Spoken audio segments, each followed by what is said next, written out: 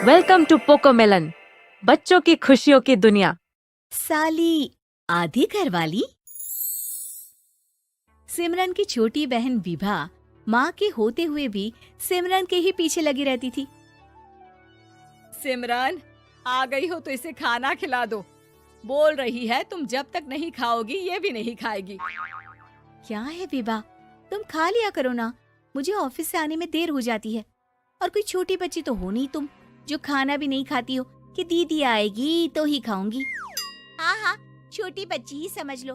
और एक बात, जब आपको पता है कि मैं आपके बिना नहीं खाती हूँ तो रोज रोज क्यों बोलती हो?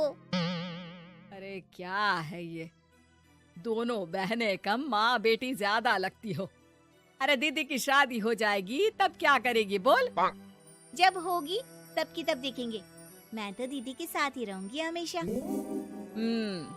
दोनों की शादी ऐसे घर में कर देंगे जहाँ दो भाई हो। खैर, मामला आया गया हो जाता है। एक दिन सिमरन के पापा जब घर आते हैं, तुम लोगों के लिए अच्छी खबर है।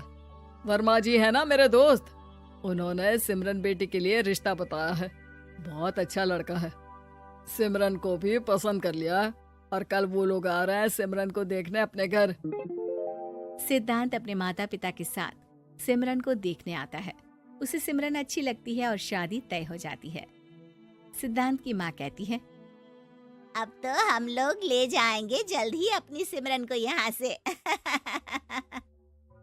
अरे हाँ हाँ, क्यों नहीं, आपकी ही है अब तो हमारी बेटी। दूर खड़ी विभा सब सुन रही होती है। अब तो दीदी की शादी हो जाएगी, फिर तो वो चली जाएंगी। दीदी के बिना मैं कैसे रहूंगी? कुछ न कुछ तो करना ही होगा जिससे दीदी की शादी ही ना हो। सभी के जाने के बाद क्या शादी के बाद दीदी हम लोगों के साथ नहीं रहेंगी?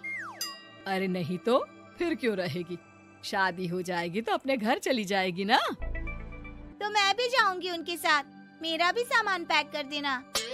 अरे कैसे बात कर रही हो विभा, दीदी के ससुराल छोटी बहन नहीं जाती। हाँ, कभी कभी जाकर मिलाना और रोज फोन पर भी बात कर लेना, ठीक है? नहीं पापा, आप तो जानते हैं मैं दीदी के बिना खाना भी नहीं खाती, ना ही मुझे उनके बिना नींद आती है। सिमरन बहन की बात सुनकर इमोशनल हो जाती है। अगले दिन से विभा खाना खाना छोड़ देती है। लोगों के लाख समझाने के बाद भी विभा ना खाती है ना ही सोती है। अंत में हार मानकर सिमरन सिद्धांत से मिलती है। सिद्धांत, मेरे मम्मी पापा ने बचपन से ही विभा और मुझे साथ रखा। वो मुझसे बहुत जुड़ी है। मुझे उसकी टेंशन रहेगी शादी के बाद, क्योंकि वो मेरे बिना नहीं रह सकती है। अरे ये तो छोटी सी बात है, वो हम लोगों के साथ हमारे घर में रह सकती है।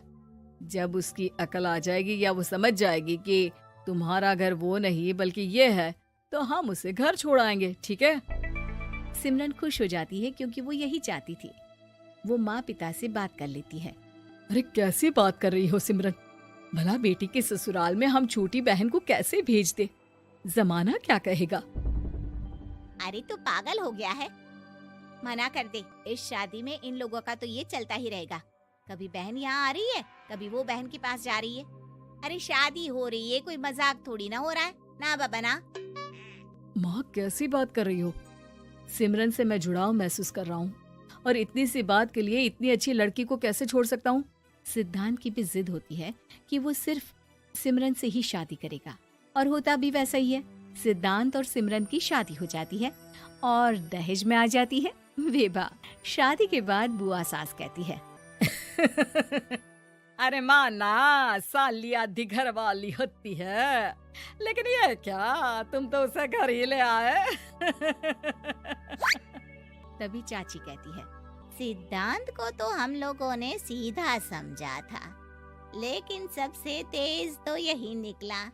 अरे देखो कैसे दहेज तो नहीं लिया, लेकिन साली पर कब्जा कर लिया। सिद्धांत ने इस और तो सोचा ही नहीं था, लोग उन लोगों के बारे में ऐसी भी बात करेंगे। वो वहाँ से चला जाता है और चुपचाप अपने कमरे में लेट जाता है। क्या हुआ सिद्धांत, तुम अचानक से परेशान हो गए, कोई बात है क्या? अरे नहीं नहीं, वो थक गया था ना, शादी की सारी तैयारी और रस्मों के बीच, सोच रहा हूँ थोड़ा आराम कर लूं। हाँ ठीक है, आप लेट जाइए, मैं विभा का बेड लगा देती हूँ जमीन पर। क्या वो यहाँ सोएगी? हाँ, बताया तो था कि उसे नींद नहीं आती मेरे बिना। तो तुम आराम से लेटो ऊपर, हम लोग नीचे बिछा लेते हैं। अरे नहीं नहीं, तुम दोनों आराम से लेटो ऊपर, मैं माँ पापा के रूम में जा रहा हूँ। सिद्धांत वहाँ से दूसरे कमरे में चला जाता है जहाँ सिद्धांत के पिता उससे कहते हैं, क्या बात है बेटा, तू उस कमरे में क्यों नहीं सो रहा? बहू से लड़ाई हो गई है क्या शादी के पहले दिन ही?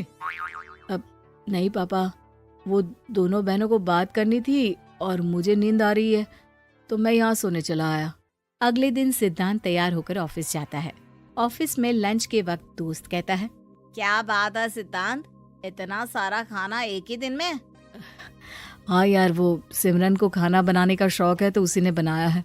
यार हम लोगों की तो सिर्फ एक ही बीवी है, इसकी तो दो है ना। सिद्धांत को गुस्सा आ जाता है। कैसी बात कर रहा है तू? अरे तू तो भाग्यशाली है जो बीवी के साथ साथ साली भी आ गई। अरे साली लोगों की तो आधी घरवाली होती है, तुझे तो पूरी की पूरी मिल गई।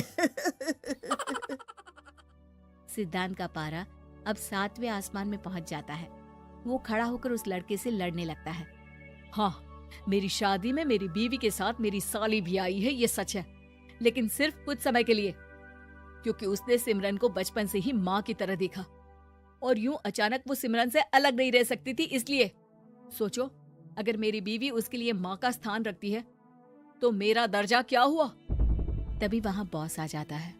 माफ करना सिद्धांत, यहाँ इस मेंटल लेवल के लोग हैं, जरूरी नहीं साली सिर्फ आधी घरवाली ही हो, कभी वो छोटी बहन तो कभी बेटी भी होती है। वेल डन सिद्धांत।